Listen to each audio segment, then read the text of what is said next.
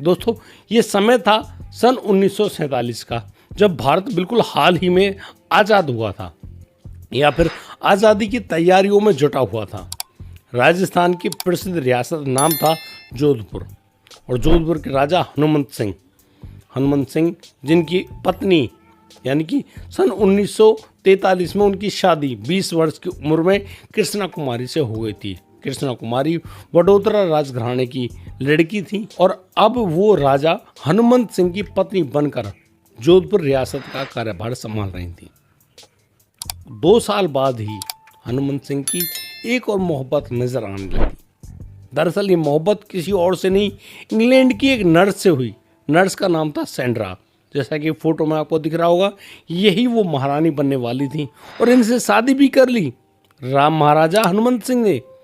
लेकिन यहाँ पर उन दोनों के विचारों में कुछ ऐसे मतभेद पैदा हुए कि मात्र 1.5 साल ये शादी टिक पाई और फिर दोनों का तलाक भी हो गया। लेकिन सेंड्रा का नाम, जो कि हिंदू रीति रिवाज के अनुसार तब्दील कर दिया गया था, उनको शांता कुमारी कहा जाने लगा था। अब ये जो शांता कुमारी हैं, सेंड्रा हैं, ये वापस इंग्लैंड चली गई। अब ये राजा हनुमंत सिंह अपनी जो पत्नी है कृष्णा कुमारी, उनके साथ रहने लगे। और ये समय आ गया सन 1947 का। भारत देश आज़ाद हुआ, लेकिन जैसे जैसे भारत देश आज़ाद हो रहा था, वैसे वैसे भारत में लोकतंत्र का वो बिगुल बज उठा था कि अब धीरे धीरे रियासतें समाप्त होने का नाम ले रही थी।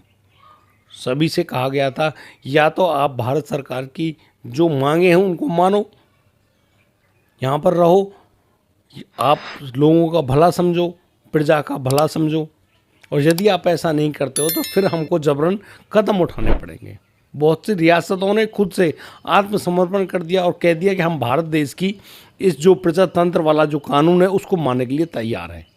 लेकिन सन 1950 में जब भारत का संविधान लागू हुआ, उस समय तो सभी रियासतों पर ऐसी उंगली उठनी शुरू हो गई कि बस सब लोगों को ये कह दिया गया कि अब आपको आपकी रियासतें छोड़नी ही पड़ेंगी।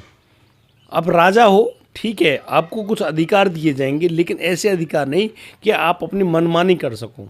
बहुत सारे बंधन कर दिए। अब इन बंधनों को मानने के लिए बहुत से राजा तैयार नहीं थे।